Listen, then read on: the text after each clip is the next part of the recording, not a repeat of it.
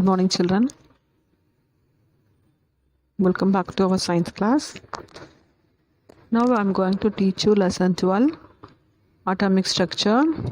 This lesson belongs to chemistry. First, Dalton is a scientist. He is an English chemist. He belongs to the country England. He is the first person said about the atom. In the year of 1803, he proposed atomic theory. You can see the picture of John Dalton. He proposed the atomic theory of matter based on its experimental observation. All the three matters we have, solids, liquids and gaseous. Also all the matters consist of atom. It is the smallest particle. We cannot divisible it. So based on that, he proposed a theory under its experiment. So what is its theory? Elements are made up of tiny particles called atoms. So all the elements present in the world are made up of small particles that is very tiny. It's called an atom. All atoms of a given elements are identical. So all the atoms combined, they have a very identical, means similar shape in it. The atoms of a given element are different from those of any other atom. So different atoms can have a different properties. Atoms of one element is combined with the atom of other element to form a compound. So two different atoms combining together to form a compound. A given compound always has the same relative number and types of atoms. Atoms are indivisible in chemical process.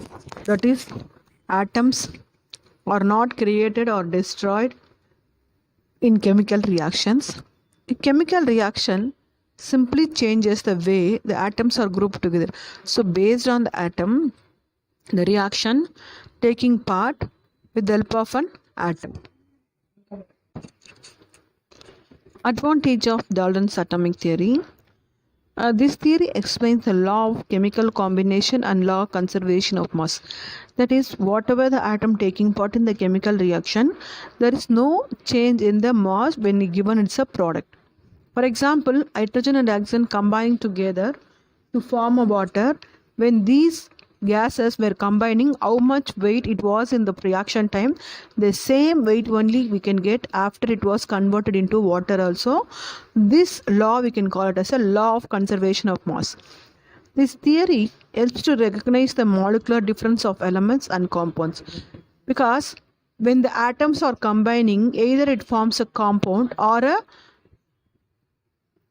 molecule. So molecules are bigger than the compounds. When the time of reaction, it can changes into a product, bigger one molecule. So the weight also change because two elements are taking part. So the change of weight only with the help of a conservation of mass we can easily identify it. Postulates of Dalton's atomic theory. So what are the postulates he given? Matter is composed of a large number of small particles. So all the matters, three states of matter, the smallest particle we have is an atom. It is indivisible. We cannot break it easily. We cannot create and then also we cannot destroy. Atoms of a given element are identical in mass and chemical properties. So when we take an element in the atom, it is having a same in size as well as a chemical reactions also same. Different elements have a different masses. So individual elements, for example, different persons can have a different weight. Likewise, different elements have a different masses and they have a different chemical properties. Atoms combine in the ratio of a small whole number. So it has combined with other atoms with the small ratio of a whole number, whole proportion to form a new compound. And then the relative number and kinds of atoms are constant in a given reaction.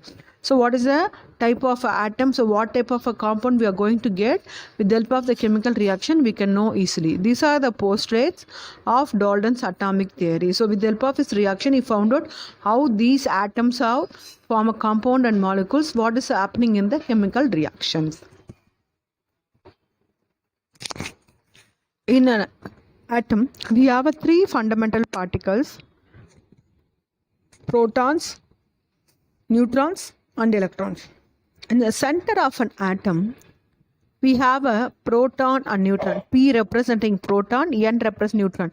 These two are combining together and forms a nucleus.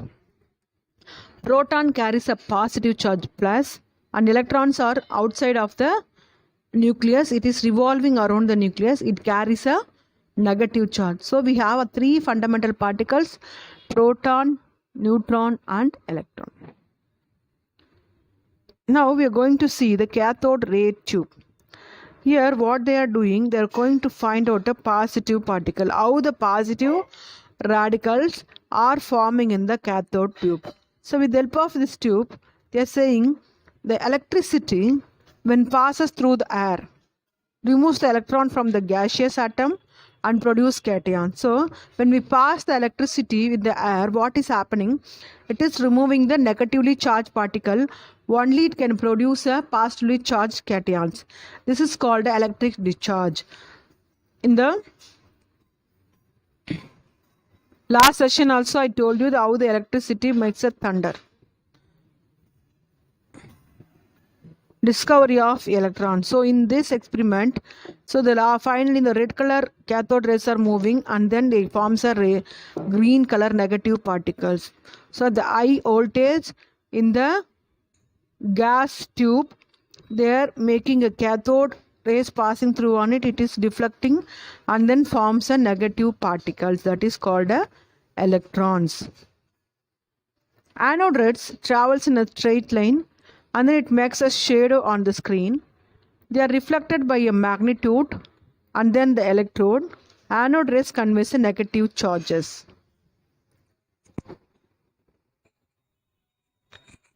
Discovery of protons. Protons are, it is a positively charged. The symbol is plus in the nucleus of an atom. So all the protons are present in the nucleus, in center of an atom. The discovery of protons can be done by Rutherford. In the year of 1886, Goldstein discovered existing positively charged rays. So first it was started by the scientist Rutherford, then it was furtherly discovered by Goldstein in the year of 1886. It is a positively charged rays in the discharge tube by using a perforated cathode. These rays was named as protons. So it is a positively charged. When the reaction was performed in the discharge tube, the rays comes out. They are having a positively charge, that is plus charge. Discovery of neutrons. So neutron is a null charge. It doesn't carry any charge, but it only gives a mass to the atom, to give a weight to the atom. In the year of 1932, the physicist James Chadwick conducted an experiment in which he bombarded the beryllium. In the nuclear reaction, the beryllium particles can give the neutron. It is a radioactive element. In the decay of polonium, the neutron particles comes out. It doesn't carry any charge. Its charge is 0, but only it gives a weight to the atom. What are the properties of these neutrons? Neutrons carries no charge, but it is a neutral particle. It has a mass equal to the proton. So it does have only a mass, that is 1.6 into 10 to the power minus 24 grams. So no charge on it, null point. Then it gives only the weight to the atom, that is its weight is equal to the proton.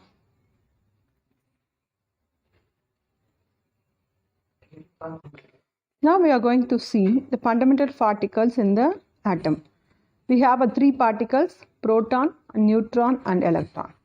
First particle, proton, its relative mass is 1. The electric charge, we already know, positive charge, plus.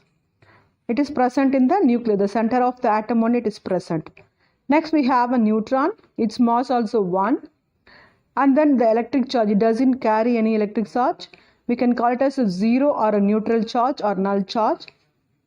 It is in the nucleus. So in center of the atom only we have a proton and neutron. Next we have an electron. Its weight is very less when we compare to the proton, 1 by 1850. So when the proton's mass, it has only 1 by 1850, that is 0.005. It carries a negative charge, minus charge. It arranged in an energy level. So it is revolving around the center of the nucleus.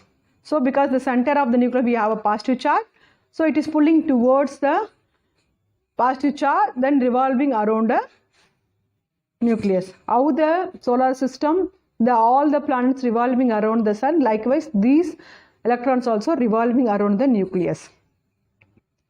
Next, Thomson's atom model.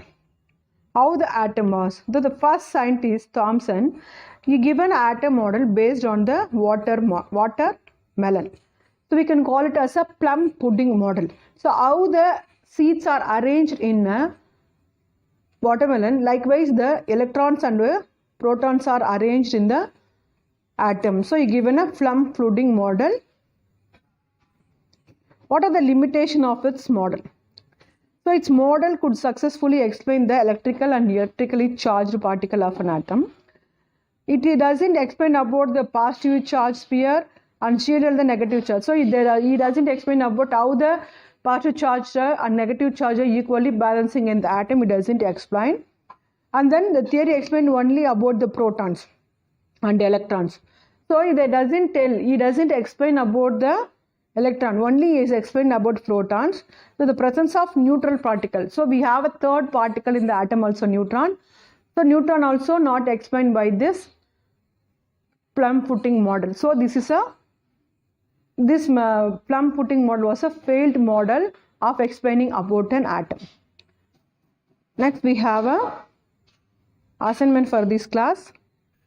Explain Dalton's atomic theory. What are the fundamental particles we have in an atom? Write the properties of cathode rods and then write the properties of neutron. What are the limitations of Thomson's atomic model? Thank you children. Have a great day.